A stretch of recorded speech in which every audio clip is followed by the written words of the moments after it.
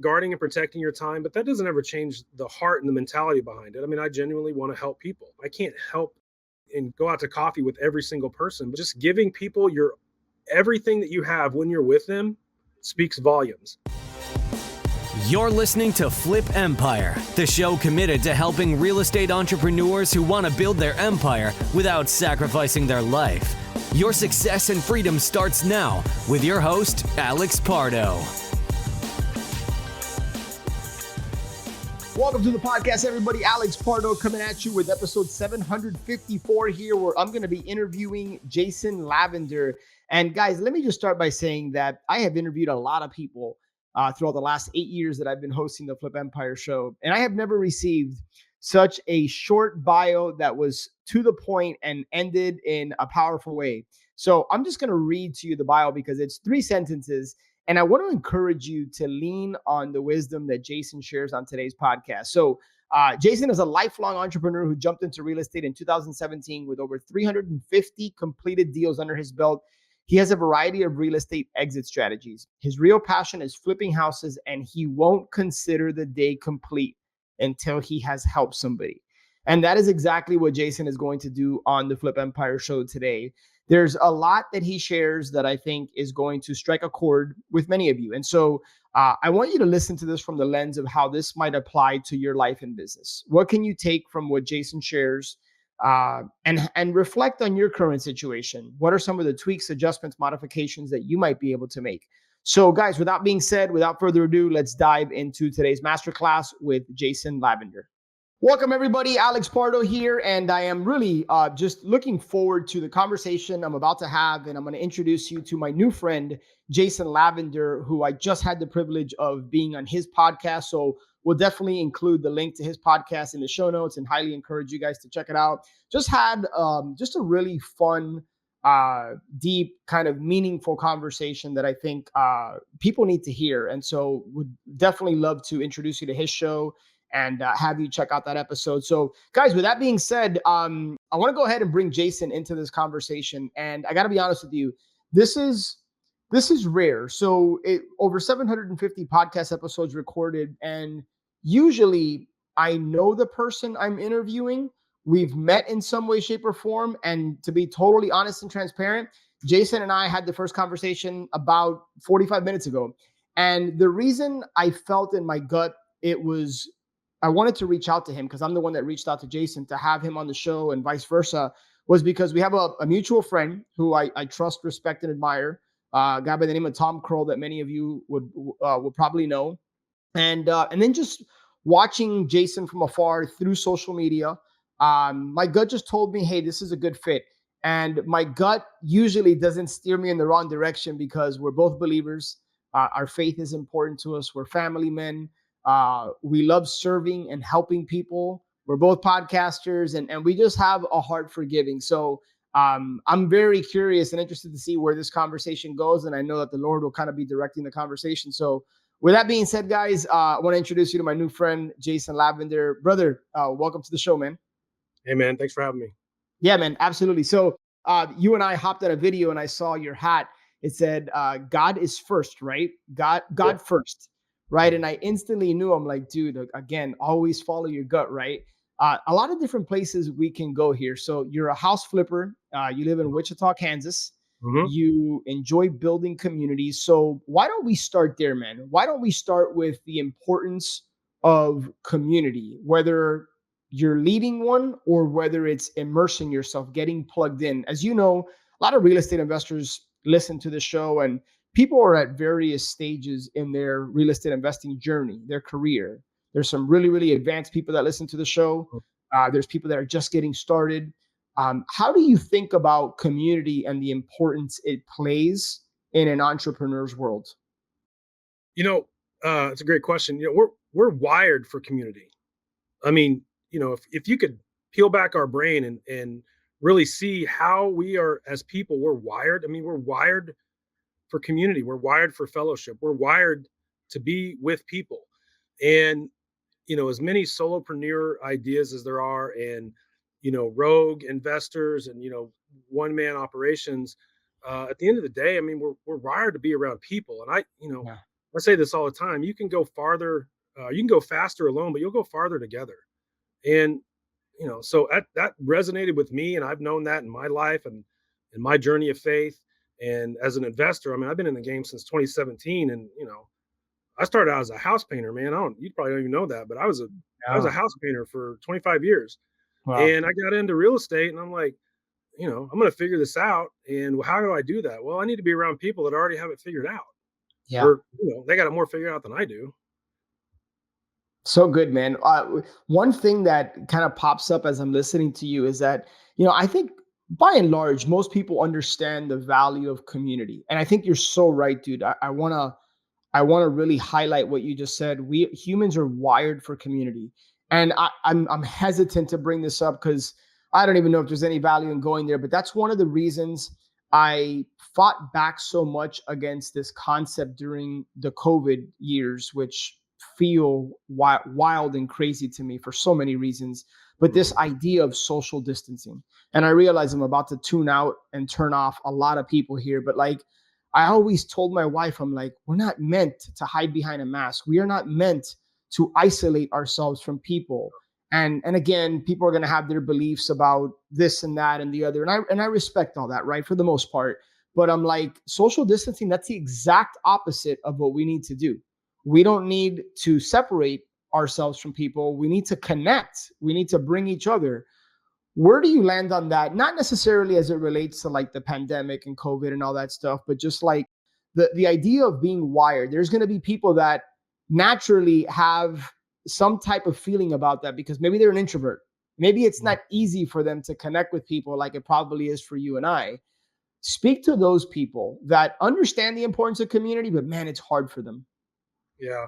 I mean, honestly, Alex, I'm an introvert too. I mean, I can Okay, turn it I on. wouldn't have guessed that, by the way.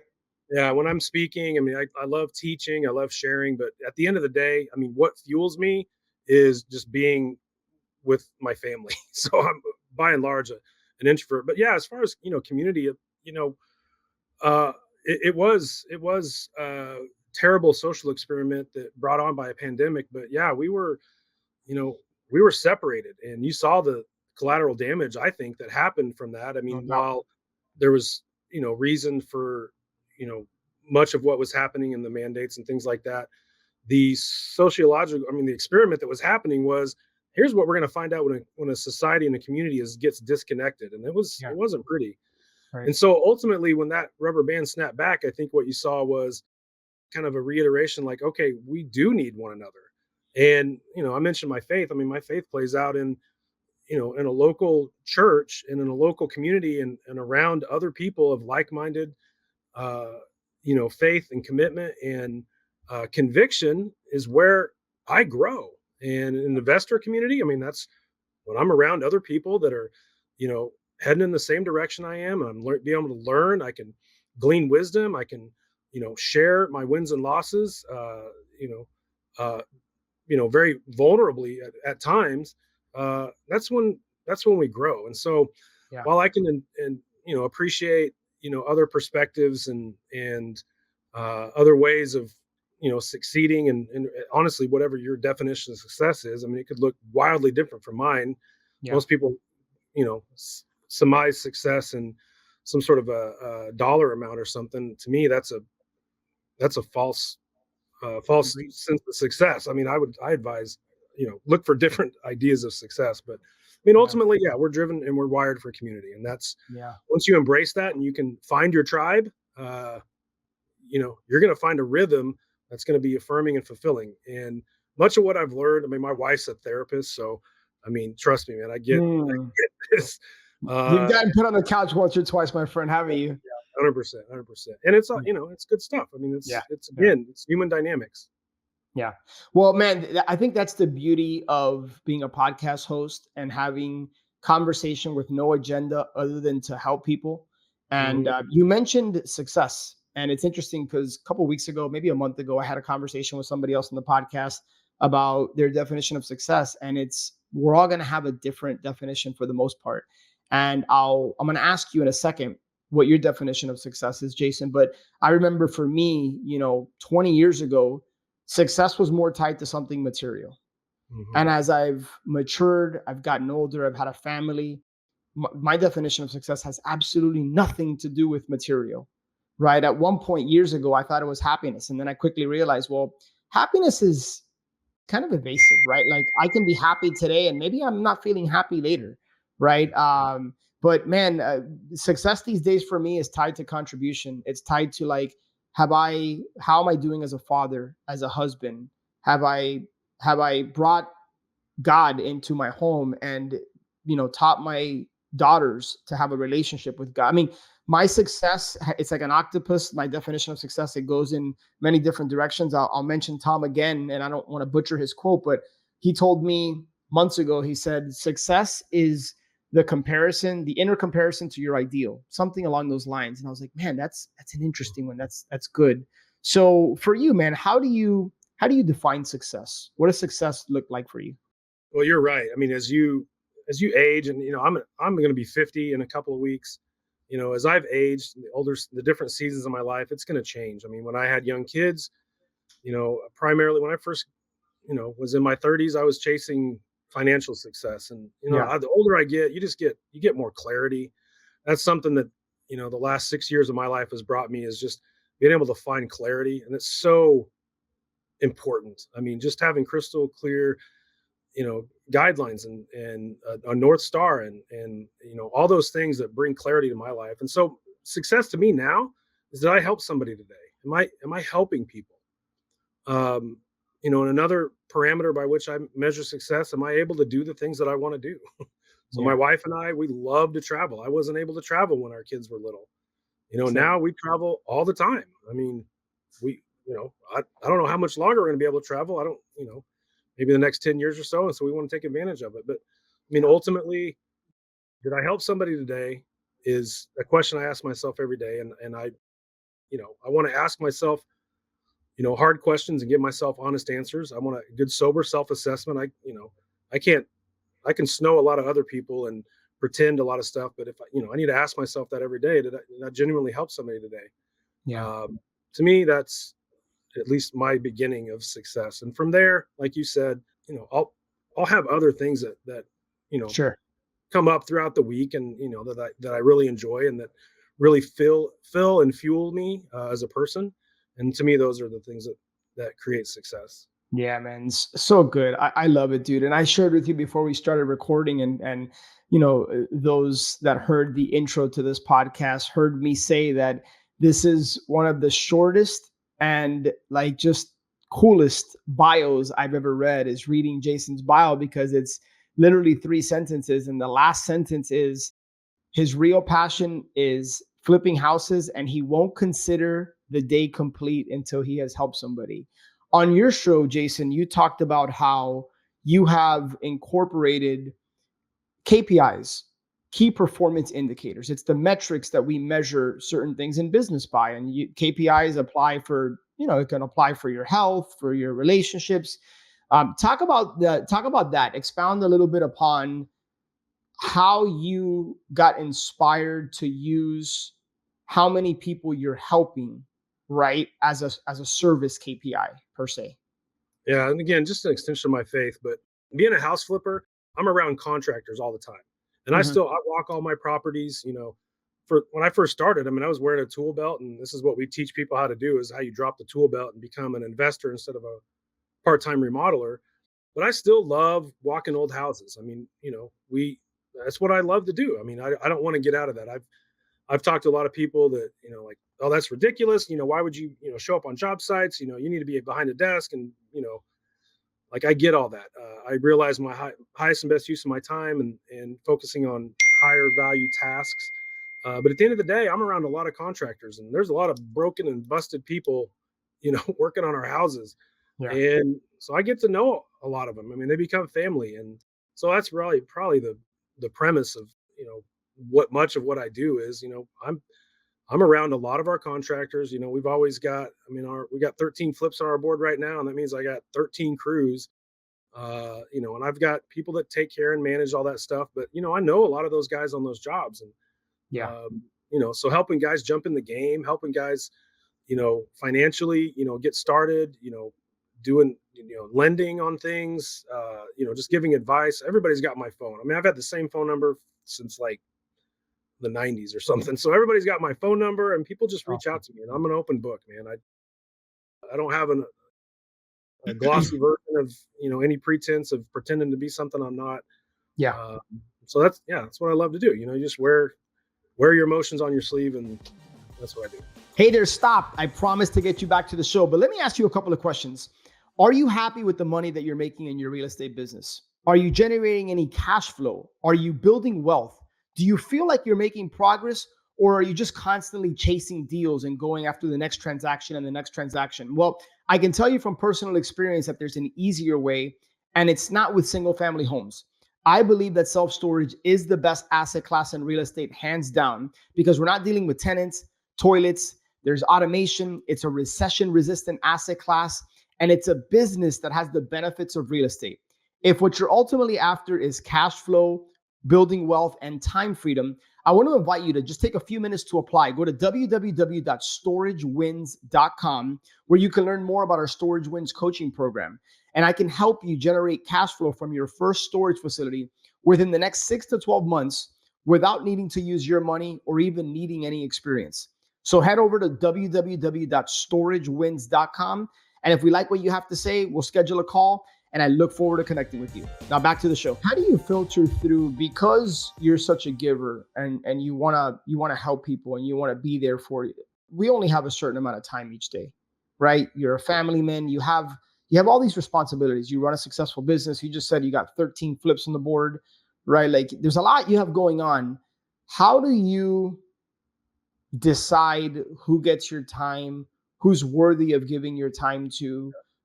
This is something, and I ask this selfishly because I'm genuinely curious. I think you used the words in your show that we're kind of like kindred spirits, and I said I feel like we're cut from the same cloth. And this is something that I've kind of thought a lot about throughout the years. Is like, if I could, I'd have a conversation with everybody, right? Like if I told you the amount of time somebody said I want to pick your brain, right? And I don't judge them for it. I just don't like that phraseology per se, right? But how do you think through, hey, this is somebody that it's worth investing into? And I'm not talking about like a coach-client relationship, but just people that reach out to you that are trying to get started in the game, or people that have a question about X or Y or Z. How do you manage and navigate that? So to be completely transparent, I got this wrong for such a long time because I was, I pick and choose who can devote my time to, because that's one thing that we all have the same amount of is time in the day. So I got it wrong where I was, to the detriment of my family, to the detriment of things that I hold dear and true. I was having my schedule crowded out by, the pick your brain. And I hate those conversations too. That's just, I, it's always sounded so weird to me anyway. But Yeah. Like we're like a carcass on the side of the road or something, yeah, right? like a buzzard just picking us through. So no, I'm very intentional about who I give my time to, and I seek people out, and just how people have sought me out Yeah. in my life and in different seasons and stages of my life, that would say, hey, I, acknowledge me or see me where I'm at, or speak and breathe life into me, and follow up with me and like affirm and encourage, things like that. And so, I pick and choose who I have time for. It's not just every person that hits me up. I'm sure just like you probably get 5 or 10 messages a day from people you don't even know, and I can't respond to all those, and I don't try to, because I did get it wrong. I had this balance, in my head. I had this balance of, the things that I, cherish and trust, is my family. And I got out of tilt. And to be honest, I mentioned my wife's a therapist. She was very patient with me and helping me grow through seasons of my growth as an entrepreneur and in my business. Mhm. But ultimately it was like, hey, listen up, this isn't going to work. Like, Yeah. you're putting the wrong thing on the altar here. And so, guarding and protecting your time, but that doesn't ever change the heart and the mentality behind it. I mean, I genuinely want to help people. I Mhm. can't, I can't help and go out to coffee with every single person, but the people that I do, and we mentioned a mutual friend here. I've learned so much from mentors and people in my life, and just giving people your everything that you have when you're with them speaks volumes. Plus, you're Yeah. not sitting there trying to multitask and do all kinds of other stuff. And multitasking simply means you're doing all of it terribly. I mean, you're doing it all. So, but yeah, I mean, at the end of the day, what drives me and fills me up, and again, I think this comes with age. I mean, just the older I get, I want to help people. I mean, I've always been that way. Just always been the person that Yeah. always wanted to be counted on, relied on, and dependable. And that's what I mean to my family, and more than that. But for people, I just want to be available, and Yeah. that leads over to every aspect of my life. It does. And doesn't it feel good, man, when you do it from a genuine place where you don't have an agenda, right? Where you're not trying to necessarily like help or contribute or add value or give just because you want something. I don't know about you, man, but I've always been able to kind of like sniff out when somebody has an ulterior motive and an agenda. And it's so much cooler, I think, when we connect, right? Like somebody like you who we just met today, we're having the first conversation. But if for me, I can't speak for you. It feels like I've known you a long time because I see the genuineness in what you're sharing. Like I'm not feeling you have a motive or an agenda or this or that. And look, don't get me wrong. Like I'm all for like helping each other and collaborating and giving. And I mean, it's a two-way street. You can't give like Mhm. it's not just about giving. Like the other person has to be willing to receive. And that's something that I got wrong for many years. I thought it was all about like give, give, give, and I was a terrible receiver. And then I realized that like, it's what's that saying or that story where like there's a dude that's on a sinking ship in the middle of the ocean and he's praying and he's like, God, like please help me, like save me. And I'm gonna butcher it, but essentially like God sends a helicopter for him. And the guy waves off the helicopter and says, no, I'm waiting on God to help me. And then God sends like another boat and then he waves off the boat. No. And then at the end, he's like sinking and drowning. And he says, God, why didn't you help me? And God said, I did. I sent you the helicopter. I sent you the boat. Right. And so it's like that always like kind of just stuck with me. So um, Mhm. I went off on a tangent, but I think it's a two-way street. We got to be willing to give and receive. And I think if you're going to build meaningful relationships with people, do it without necessarily having your hand out for something in return. Right. And Yeah, just know that the laws of reciprocation end up tipping in your favor at some point anyway. and you're gonna know. I mean, I've seen this out, and I try to sniff it out. The people that are just there to take, those are gonna suck the life out of you. I mean, it's got to be reciprocal. I mean, it's Yeah. somebody that wants to, and I've recognized that from my mentors. I take serious as a heart attack the time that I get with people Yep. that want that are patient enough to sit there and explain what are fundamental concepts to them, but that are brand new to me. And so likewise, the people that I talk to, you sniff it out. If somebody's not serious about applying what they're learning, or they're not serious about, or they just want to take, Yep. it's I don't have a lot of patience for that, because the truth is there are enough genuine people that are ready to have genuine conversations, put into practice what you're there to share, or there to also give back, and make it mutually beneficial, Yeah. because by contrast there's plenty of other people that are nightmare and a dumpster fire of conversation and follow up and everything, and never gets any traction. And so you quickly learn, again, you've got so much time in the day, allocate it to the resources that you can, to the people that you can, and when you do, give it everything you've got. Yep. Yep. No, I think that's very wise and great advice. As we start to kind of unwind the show here, like I'd be remiss if I didn't ask you. You mentioned for my fix and flippers out there, you mentioned you have 13 projects on the board. I want to ask you a very specific question about what kind of systems and processes do you have in your business to be able to manage that? So I'll plant that seed with you now, but let me zoom out and go a little bit more big picture here before we circle down to that particular question. Mhm. How do you see, and I realize you and I don't have a crystal ball, right? We can only offer our opinion, what we think, but you've been in this since 2017. You've done close to 400 deals. I mean, that's a lot of deals. Uh, how do you see the market nowadays as it relates to the transactional side of real estate, fixing and flipping, wholesaling? Like, how do you see the market? How do you recommend people go about building their business in a way that's smart and strategic, considering the dynamic of the marketplace? Yeah, you have to know your market, and if you're in multiple markets, you need to know all of them. So I'm in the Midwest. I'm in Wichita, Kansas. It is a fairly safe investment. We don't have the crazy appreciation, but we've got Yep. great cash flow. It's pretty steady. It's conservative. I mean, people from the coasts, people from other markets invest in the Midwest for those slow and steady returns. So we don't have the crazy swings where we've got to time it just right. We get the benefit of, it's always about okay, you know.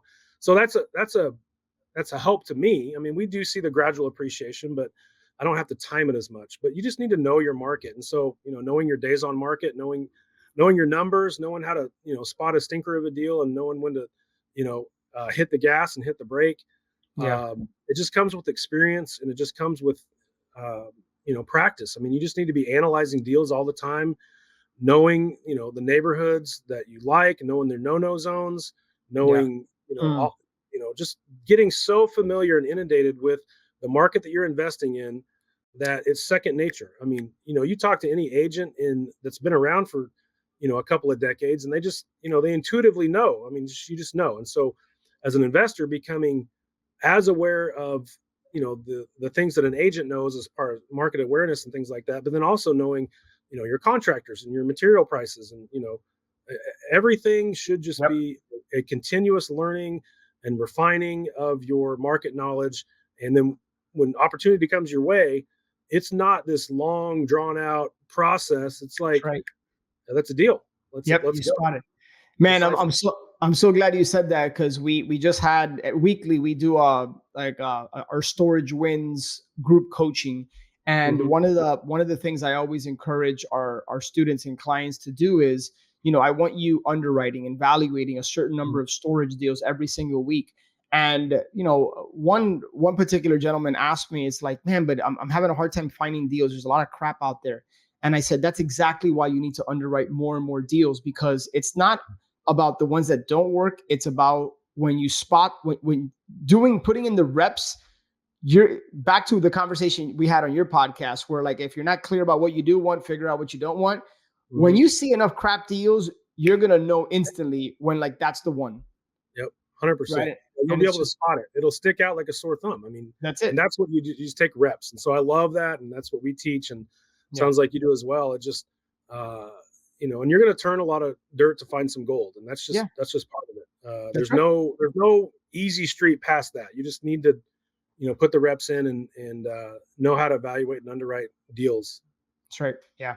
Well, man, kind of ending on this, and maybe I'll ask you one other question as we wrap up here. But like, 13 projects, man, like, at least in my opinion, that's quite a few projects at one time. You got to have, I would imagine, some pretty dialed in systems and processes to be able to manage all the crews, everybody working at these different projects. You got funding. And I mean, there's a lot of moving parts in a fix and flip operation. You got 13 of these things on the board.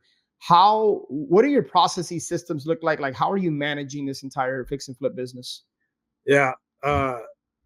Sometimes well, sometimes not. But as I said before, I'm a fix and flipper at heart, and we've got a wholesaling operation. I don't like it. I don't do well at it. The whole sales and marketing aspect of it's just not my thing. I Okay. like seeing old houses fixed up.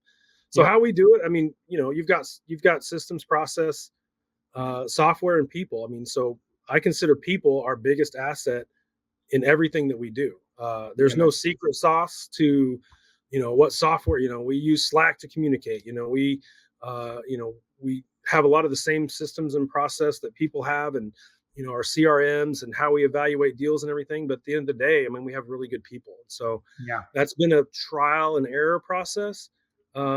Just finding good people, and maintaining. We've had a lot of people. Unfortunately, I've never, maybe to my detriment, I've never done, NDAs or anything like that. I've helped a lot of people out, and, help them build up, and then I've launched a bunch of house flipping careers, the people that used to work for me. And I'm okay with that because they're successful and they can change legacies in their family. But Yeah, man. ultimately, I mean, we just build good people. We have good project managers. We've got a systems, we have weekly meetings. I've got good virtual assistants that keep impeccable KPIs and like keep me on point, because I'm terrible at all that. I'm like allergic to spreadsheets, honestly. Okay. But yeah, it just comes down to people and good relationships with crews. I've had people that I've worked with since my very first project, and there's no there's no way to really formulate around that. I mean, somebody that I've worked with for 8 years, I mean, you can't recreate that on day one and teach somebody, Right. hey, you know what? You need a good crew that you've got 8 years track record with. Yeah, man. Okay, well, talk to you in 8 years and then you'll have that. But yeah, at the end of the day, I mean, it's about people to me. And, you know, keeping people accountable. I mean, you know, that's at the end of the day, everyone's got to have accountability on what they're doing. And That's right. that's what we find successful. Yeah. That's right. And the last thing I'll just kind of share really quick is, you know, when I ran my wholesaling business and we got up to a team of 9, which is pretty small, I think by many people's standards. One of the things I struggled with that I had a call with a mentor about, I said, you know, how is it that you keep people accountable in your business? And he shared something with me, Jason, that I thought was really interesting and it really stuck with me. He said, because you and I understand the importance of accountability, right? But like he said to me, Alex, you want to know the best way to hold people accountable? And he paused, right, for like, I guess the drama of it. And so I said, talk to me, what's up? He goes, hire people that hold themselves accountable. And I was like, dude, like, it was like the top off my head was taken off. Like it wasn't that it was so profound. It was that it was so obvious after hearing it that it hadn't really quite resonated that way. I was hiring the wrong people. And that's a whole nother podcast and conversation, right? Maybe we'll have you back on in the future, but I wanted to share that because it always stuck with me. And now whenever I hire somebody, I work with somebody, it's like, is this person disciplined enough to hold themselves accountable? And do they have a track record of that?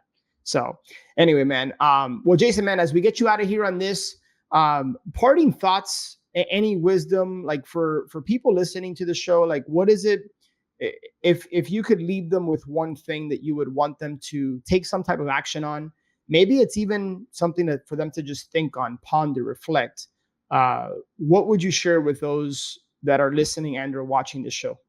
You know, 2 things. I would say get started.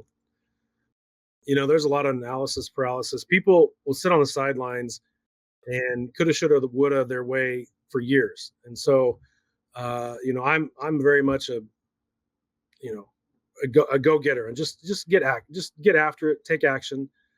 And there's, you know, just do it. And that can mean a lot of things. Like start underwriting deals, you know, start the next thing, start building your team. And then, you know, again, just a fundamental principle, just the golden rule. I mean, just, you know, do unto others as you would have them do unto you. And you should just treat people right. That's right. That's gonna get you so far in life. Yeah, man. And, you know, and ultimately you'll be blessed by it. Your business will be blessed by it. Yeah, there's really no. I love it, man. I love it. Well, brother, I'm grateful we connected. I know we'll build a relationship from here. Thanks for sharing, you know, everything you did. I know it's going to impact and resonate with a lot of people that listen to the show. How do people reach out to you, man? Where can people connect, find out what you have going on in your world, and maybe collaborate, work together in some way? Like, what's the best place for people to reach out to you? Yeah, so I'm old school. I'm on Facebook mostly. So just Jason Lavender on Facebook, Okay. Wichita, Kansas. Jason Flips Houses on Instagram. And we're working on some other branding stuff, but honestly, that's just the best way. People can reach out on Facebook Messenger or whatever. Happy to connect. Okay. Awesome, guys. Definitely encourage you to check out his socials. We'll include it in the show notes. Jason Flips Houses, you said on Instagram, Jason? Mm-hmm. Yeah. Okay, perfect. And then connect with him on Facebook as well. So guys, with that being said, thank you for tuning in. I appreciate you guys supporting the show. Make sure you're subscribed so that you're notified every single Monday morning when new shows get released. Honestly, it's an honor. It's a privilege to be able to host this show. I get to connect with awesome people like Jason, learn alongside you, be inspired in many ways.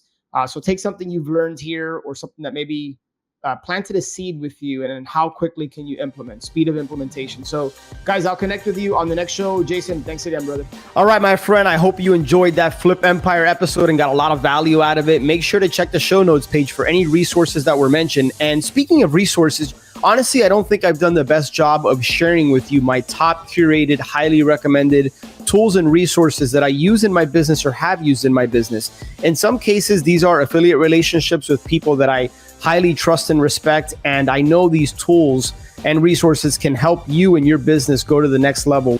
And as an ethical bribe, if you decide to try out one of these resources using my link, I will go ahead and send you an unadvertised bonus. I'll send you something of high value. All you got to do is shoot me an email, alex@flipempire.com. Go ahead and let me know that you that you tried out this resource, and however I can help you getting started with that, chances are that I know it very, very well and currently use it or have used it. So make sure to check that out, flipempire.com/resources. And if I can be of help or service to you in any way, just shoot me an email, alex@flipempire.com, and I will do anything I can for you. Have an amazing day, and I'll catch you on the next show.